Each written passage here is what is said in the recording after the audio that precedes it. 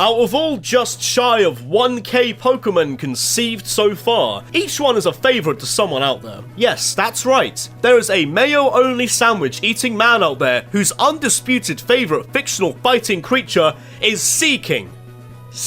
And that's fine. I don't judge, because at the end of the day, do you really have to justify how likeable you find some Japanese guy's Monster OC? Then there's your standard Blissey, Amoonguss, or if you were a jabroni when you got to Goldenrod as a kid, maybe even Miltank. Whatever it may be, there's a solid reason to hate them. Fair enough getting into a 5v1 Protect Witch stalemate against their last Umbreon, who's been on the way special defense tubs. Sure, in that moment, you're gonna want to Dr. Contoba the Moon to stop them from breeding again. They're unlikable in the right context. But then there's others. Maybe they're too practical. Maybe they're too useless. Something you'd rather catch with your bare hands because it's not worth wasting one of the 5 free Pokeballs your local professor stocked you up with. Or maybe it's just the way they look at you.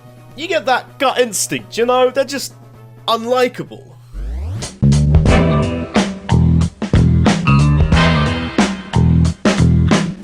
I'm a bit hard on Gen 5 here and there, but I can appreciate the fact that they had the beefiest Pokédex update since the first games. Buffed out the region, had only new Pokémon because they had the numbers to sprinkle them around the region. Now that's a trait I can appreciate because I didn't go to Pokemon's Hawaii to catch monsters from Pokemon's Kanto. You see, the problem with this is, it's just how they did it. To fill out the region, they essentially had to rehash, knock off, and create inspired versions of existing Pokemon. But way more than they usually do. Not just the Rattatas, the Pidgeys, they were digging into the reserves here. The Geodudes, the Hitmons, even the Zubats? That's where Woobat and S-Woobat exist. Everyone hates Zubats already, let alone the version you'd expect to see show up on Speed Dial and Kentai Denju Telefang. But as hated as they are, they're a staple of the franchise at this point. Now you can rehash the rats, you can rehash the birds, but don't you dare try and rehash my Zubat. They're annoying, but irreplaceable. A new and more interesting Bat Pokemon as a successor, that would have been fine. Noibat's a decent example, but a complete rip-off of Zubat whose endgame is this. Jesus, like, are you still evolving? Are you gonna finish, or is this your prime?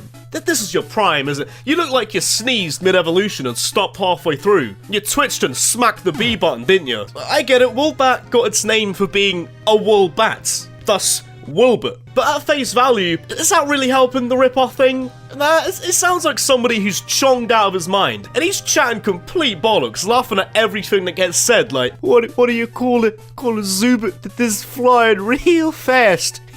It's a Woobit.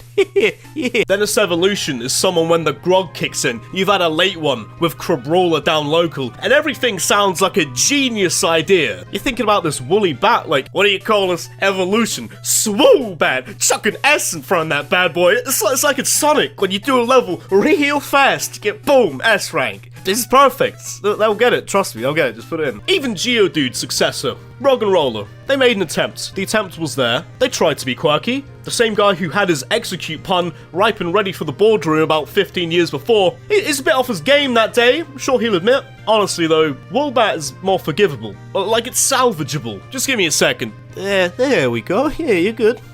Yeah.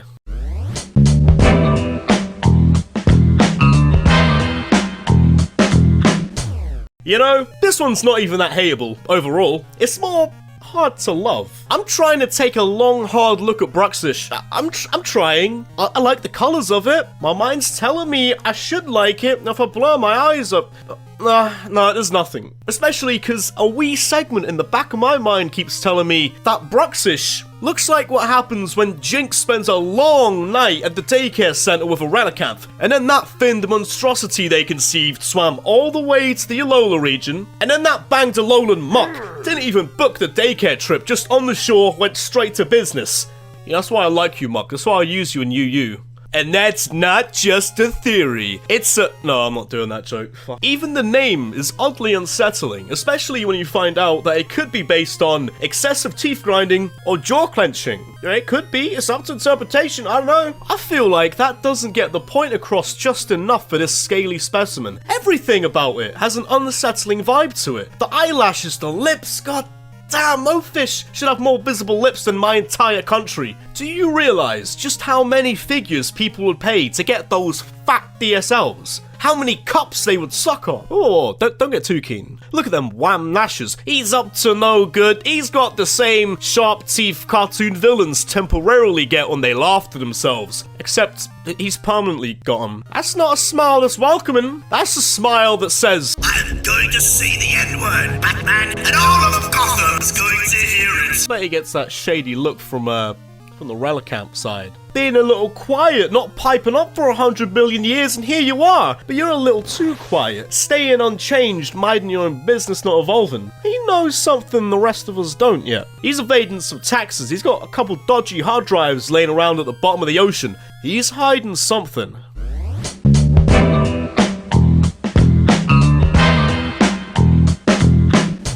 In this next one's first form, some might say it's a nice, maybe even for some acute specimen, but eventually it becomes a different kind of specimen. On one hand, it's a specimen with that wedged Terrakion energy, like one of those wedged dogs you have to wear shin pads around just in case it slide tackles you with its traps. And on the other hand, it's the kind that marries rich and takes half and gets the good house with the pool, and you're left with that big dog and your shin pads. Actually, that's close enough to what it kind of does. Let me take a look. Claims another Pokemon's nest as its own if it finds a nest sufficiently covered. There it is! There we go! Purugly's a prick! Dexter's on my side this time. He certified it. It's canon, Purugly, you're a prick. Then again, I think the name certified that the entire time. Its name and I guess how it carries itself makes it seem unlikable, but its moveset. Oh, you're testing me. You're really testing me here. You're really making it across those long, narrow seas into hateable territory. Whoa, pipe down. It's alright. You already had me sold with the personality. You shouldn't have. You really didn't have to show off that fake out, that U-turn, that knockoff, and definitely that sucker punch, really. You shouldn't have. It evolved from something so innocent and nice looking to become this lethal. Just everything. The way you look. The way you act, the way you look back at me like I'm a sideman when you're rocking fake out sucker punch. But the whole change seems to be the obvious irony of this evolution. Maybe it's symbolic for something. I reckon it's symbolic for the rise and fall of child actors. But Nintendo's ratings didn't allow for a heroin addict Pokemon, so they just made it fat instead.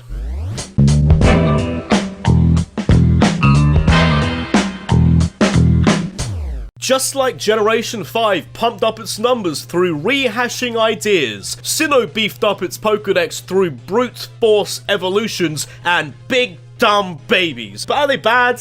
That's up for debate, really. It's one I really can't be asked to have right now. So overall, not necessarily. Like sure, Probopass is disgusting. But on the other hand, Electivire, he's sound, Gallade's solid. Huh? Gallade's alright, Porygon Z's interesting, and then there's Rhyperior. It's so difficult to like this one, especially when he's surrounded by such other solid upgrades. This doesn't look like the next stage of Rhydon. This had barely passed through customs as a lowland Rhydon. Rhyperior existing is dirt. It is filthy. Do you guys feel the same? Like, doesn't it feel kind of blasphemous to have the first ever designed Pokemon tainted by this? And it has the bollocks to have its literal name based on the word superior. Yeah, nah, Rhydon evolves into this when you trade him while holding the blue pill, because you're living in a dream thinking you're superior. If I traded a Rhydon, man, yeah, you can keep him. It's calm. Nah, seriously, just PayPal me or something. Get me a drink when we're out next, I don't know. It's not even a good enough buff to justify its own existence. Gliscor, that's a buff. Togekiss, oh that's a buff. May as well keep it as a true Don and slap the Eviolite on it.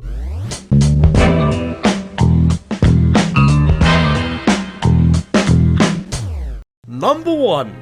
This one goes past being personal to just me. I know every Pokemon is a favourite for at least someone, but if anyone out there can say they like Watchog, like genuinely like Watchog, not just for the irony bants because it's bad and annoying, if you're genuinely that much of a sadistic sociopathic specimen who goes to sleep at night satisfied with this creation, you are a goddamn liar. Game Freak checked this one off just to piss you off. Its gimmick is to piss off the player. Its sole existence was to make you lock your DSi XL into the crossface and rake in the replacement DS sales, and they nailed it. 10 out of 10 job!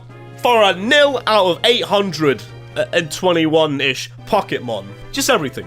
Everything from its bowl and pin looking build to its weak-ass McDonald's Cup stats, rounded off by its honey dickin' moveset. Oh, it's such bait.